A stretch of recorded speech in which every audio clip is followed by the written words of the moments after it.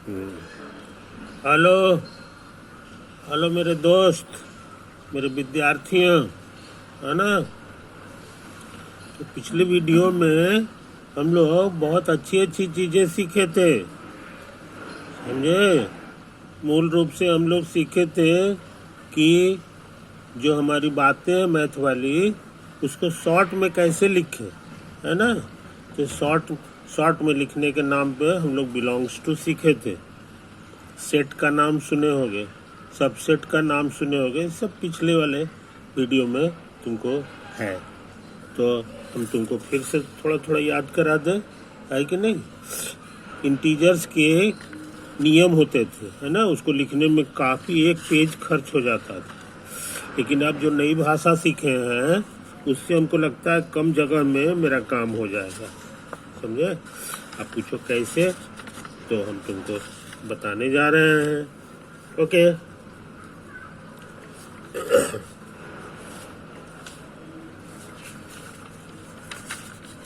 हाँ, ये देखो, है ना।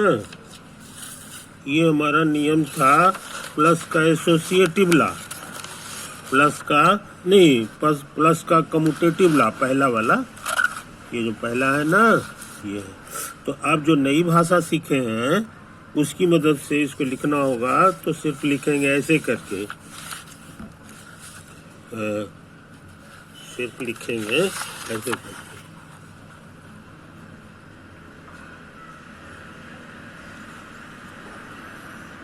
और एवरी ए बी इंटीजर्स का कलेक्शन जो था, इंटीजर्स का परिवार को जेड से हम लोग लिखते हैं, है ना। ए प्लस बी बराबर बी प्लस ए, बस हो गया। वेयर जेड का मतलब अब तुमको बता दें, वेयर जेड का मतलब हम लोग समझते हैं, जेड का अर्थ है द सेट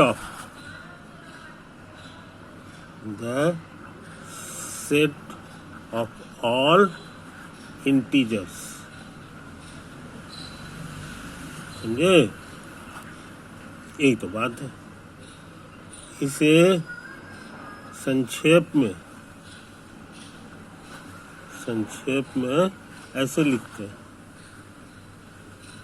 ऐसे लिखते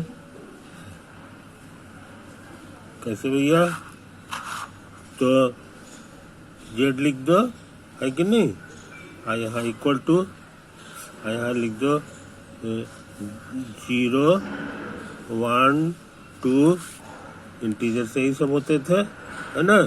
और उसी के बाद माइनस भी होता था, -2 -3 इत्यादि, समझे। और इसको ये भी ब्रैकेट है, लेकिन ये छोटा वाला नहीं, इस तरह से सेट के केस में ऐसा ब्रैकेट हम लोग लिखते हैं। तो सारे इंटीजर इसमें लिखा गया है, यही तो है। अब बहुत से लोग यहाँ पे 3 पाई दे देते हैं, इक्वल टू के बजाय 3 पाई का क्यों देते हैं ये समझ लो। क्योंकि यहाँ पर लिखा हुआ है कि जेड का अर्थ हम लोग ऐसा समझते हैं। अर्थ का मतलब जब भी रहे कि इसका क्या अर्थ होता है, तो हम लोग जनरली 3 पाई लिखते हैं। जेड मीन्स, इसको मीन्स पढ़ेंगे, the set consisting of 0 1 2 3 etc -1 -2 -3 etc। इस तरह से कुछ लोग पढ़ते हैं, है ना। फिर से हम पढ़ दें कि Z means the set of all integers, है कि नहीं। ऐसे भी लिख सकते हैं, या ऐसे मिडिल ब्रैकेट, ऐसा वाला ब्रैकेट दे देंगे, 0 1 2 3 etc, और फिर -1 -2 -3 etc, समझे कि नहीं। यही हो गया, तो जेड यही हो गया। अब तुम्हारा जो ये जो खतरनाक नियम था, इसको और छोटा में भी हम लोग लिख सकते हैं, समझे कि नहीं। लिखेंगे a प्लस बी बराबर a प्लस बी और बराबर b प्लस ए। अब बगल में सिर्फ लिख दो ऐसे करके, बिलोंगिंग टू। यहाँ एक चीज और था, तो प्रत्येक के लिए भी एगो सिंबल तुमको सिखाए थे, समझे ना। प्रत्येक के लिए भी सिंबल तुमको सिखाए थे। ऐसे करके ए को उलट दो, है कि नहीं। यहाँ लिखा हुआ ना फॉर एवरी, फॉर एवरी, तो फॉर एवरी के लिए तुमको सिखाए थे ऐसे लिखने के लिए, ऐसे बस, है ना। तो उसी तरह से तुम चाहो तो यहाँ पर फॉर एवरी के लिए एक चीज लिख सकते हो, फॉर एवरी के लिए, है कि नहीं। अब बहुत से लोग नहीं भी लिखते हैं, मन में समझते हैं कि हर एक के लिए, यही हो गया। तो ये फायदा हुआ ना, कहाँ 3 लाइन 4 लाइन लगता था, अब आप जो है सिर्फ एक लाइन में सारा चीज लिखा गया। उसी तरह से एसोसिएटिव लॉ था, है कि नहीं। एसोसिएटिव लॉ को भी अब उसी तरह लिख दो, ए प्लस बी ब्रैकेट में है, अब प्लस सी बराबर ए, अब ब्रैकेट इधर लगा दो, इस बार हो गया। यहाँ पर यही बतिया उतार दो, for every A B C अब बिलोंगिंग टू जेड, जेड में तुम्हारा ये कुछ भी है कि नहीं। तो ये बात को याद रखिए। उसी तरह हमारा डिस्ट्रीब्यूटिव थी मल्टीप्लिकेशन का रूल था, है कि नहीं।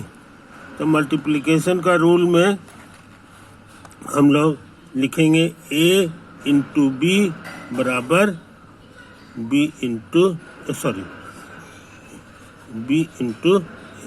सिर्फ सटा दिए हैं, क्योंकि तुम देखोगे अपने कॉपी में गुना लिखने का रिवाज खत्म हो गया है।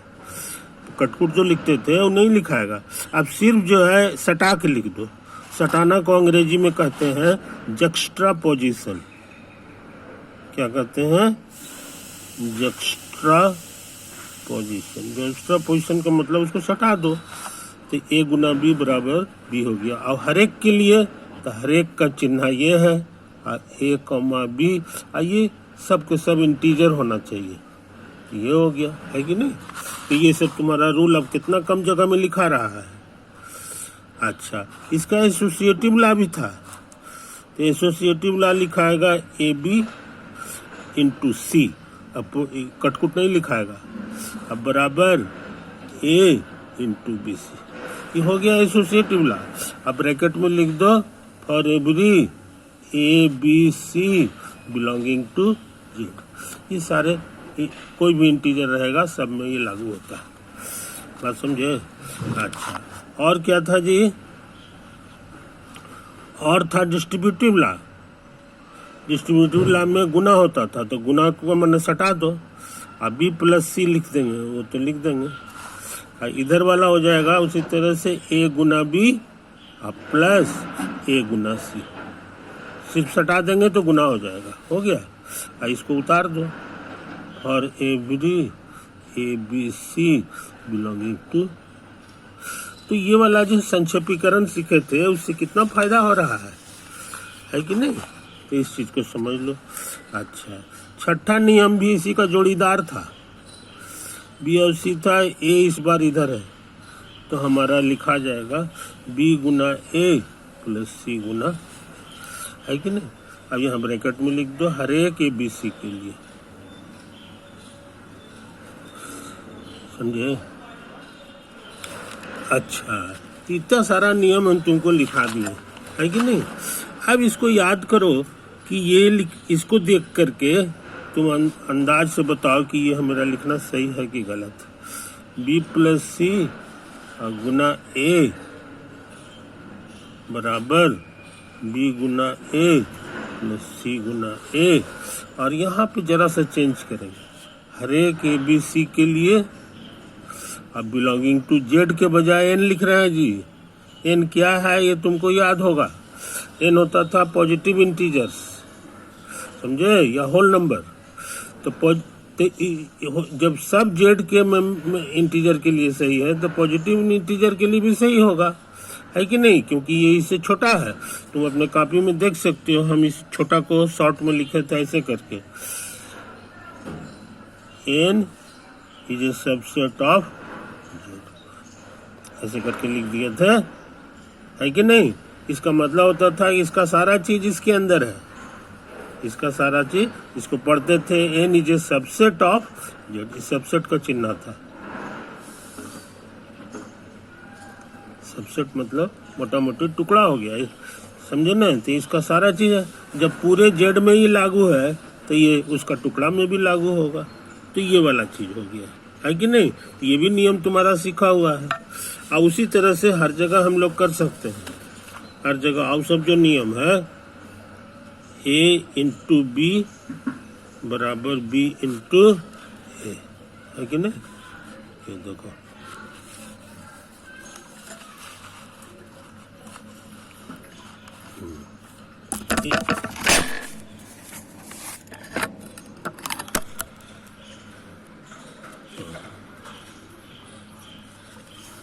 यहाँ पर हम ऐसा भी लिख सकते हैं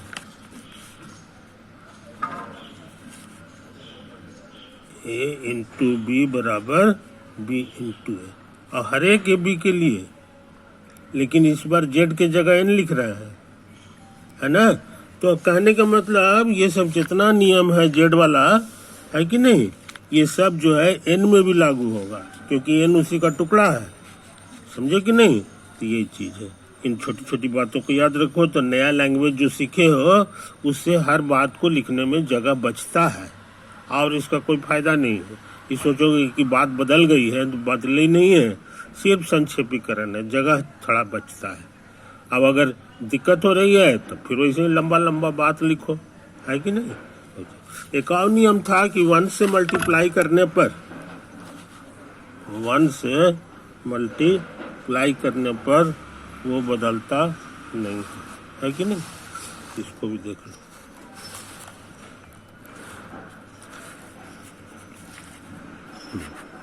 कि ए गुना 1 बराबर ए होता था, है ना। For every A belonging to N लिखो चाहे जेड लिख दो, ये सब सारे नियम को तुम जो है लिख सकते हो। ए इंटू 0 बराबर 0 होता था हर एक ए के लिए,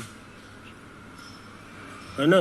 तो नया वाला लैंग्वेज से तुमको हर चीज लिखने में जगह की बचत होगी, है कि नहीं। ये चीज तब तुम ज्यादा से ज्यादा चीज लिख पाओगे। ओके, अब हम लोग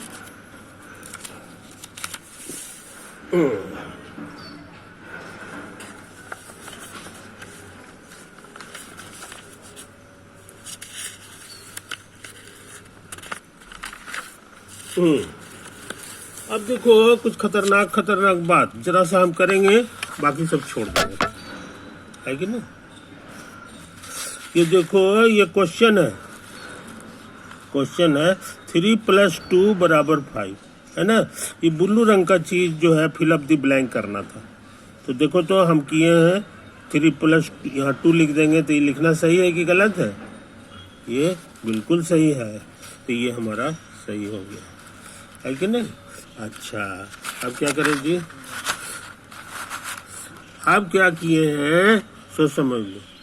ये फिर फिल अप द ब्लैंक किए हैं, लेकिन इस बार यहाँ पे 5 था ना, 5 को हटा के 1 कर दिए, समझे।